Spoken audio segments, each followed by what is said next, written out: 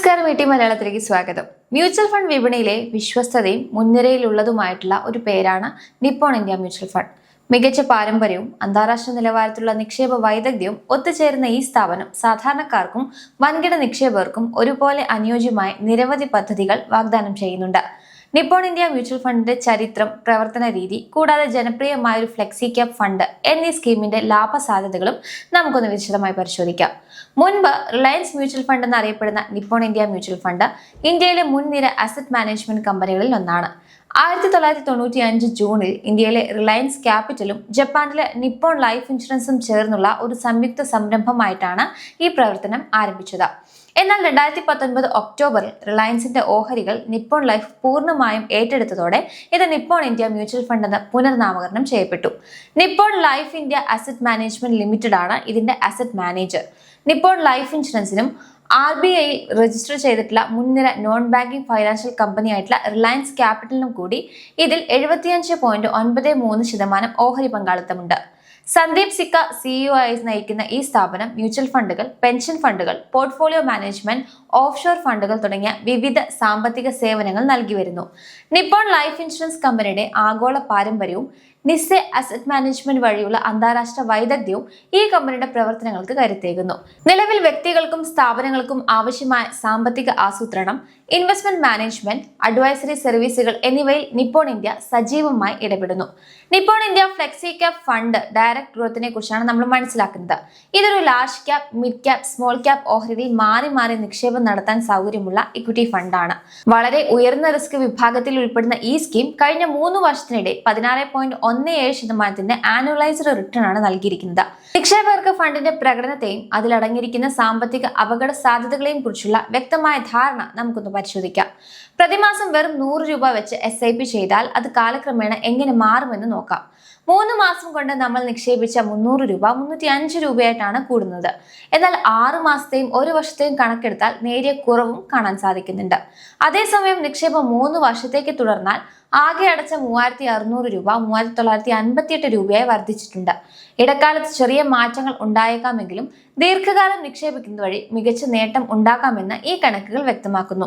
ഒറ്റത്തവണയായി 500 രൂപ നിക്ഷേപിച്ചാൽ അത് വിവിധ കാലയളവുകളിൽ എങ്ങനെ വളരുമെന്ന് കൂടി പരിശോധിക്കാം. 3 മാസം വരെ നിക്ഷേപ തുകയിൽ മാറ്റമില്ലാതെ തുടരുന്നുണ്ടെങ്കിലും 6 മാസത്തിനുള്ളിൽ അത് 489 രൂപയായി കുറയുന്നത് കാണാം.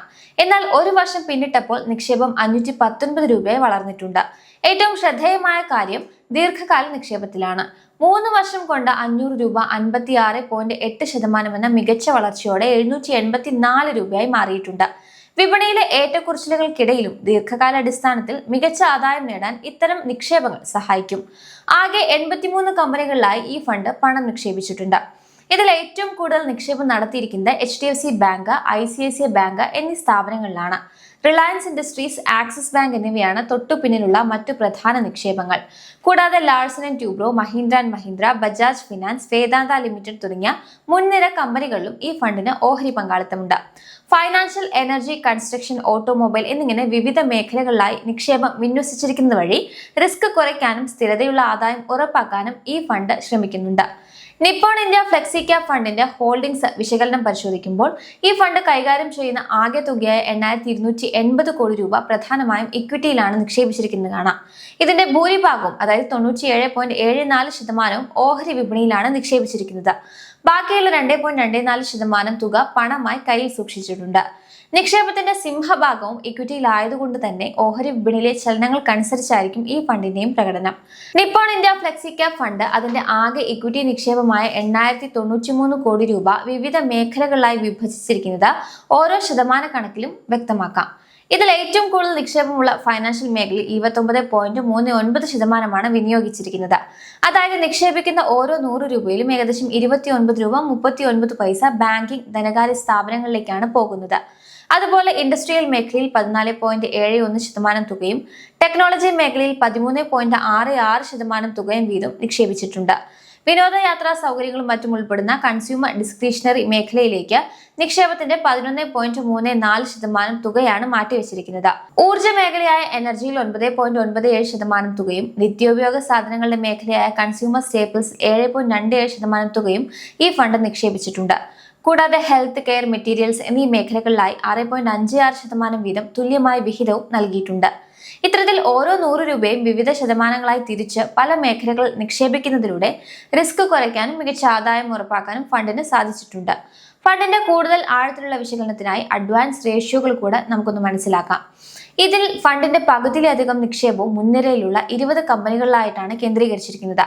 ഫണ്ടിന്റെ ലാഭസാധ്യതയെ സൂചിപ്പിക്കുന്ന ആൽഫ 1.78ഉം വിപണിയിലെ ചാഞ്ചാട്ടവുമായി താരതമ്യം ചെയ്യുമ്പോൾ റിസ്ക് കുറവാണെന്ന് സൂചിപ്പിക്കുന്ന ബീറ്റ 0.95ഉമാണ്. കൂടാതെ റിസ്കിന് ആനുപാതികമായി എത്രത്തോളം ലാഭം നൽകുന്നുണ്ട് എന്ന് വ്യക്തമാക്കുന്ന ഷാർപ്പ് റേഷ്യോ 0.85ഉം സോർട്ടിനോ റേഷ്യോ 1.21 എന്നിവയും രേഖപ്പെടുത്തിയിട്ടുണ്ട്. ഓഹരികളുടെ മൂല്യം വിലയിരുത്തുന്നതിനായുള്ള PE റേഷ്യോ 23.26, PB റേഷ്യോ 3.31 എന്നിവയും ഫണ്ടിന്റെ പ്രകടനം വിലയിരുത്താൻ സഹായിക്കുന്ന പ്രധാന ഘടകങ്ങളാണ്. കൃത്യമായ നിക്ഷേപ പദ്ധതികളിലൂടെയും വൈവിധ്യമാർന്ന പോർട്ട്ഫോളിയോയിലൂടെയും നിക്ഷേപകർക്ക് മികച്ച സാമ്പത്തിക അടിത്തറ നൽകാൻ നിപ്പോൺ ഇന്ത്യ മ്യൂച്വൽ ഫണ്ടിന് സാധിച്ചിട്ടുണ്ട്. ഫ്ലെക്സി ക്യാപ് ഫണ്ട് പോലുള്ള പദ്ധതികൾ ദീർഘകാല നിക്ഷേപകർക്ക് വലിയ ലാഭ സാധ്യതകൾ വാഗ്ദാനം ചെയ്യുന്നുണ്ട്.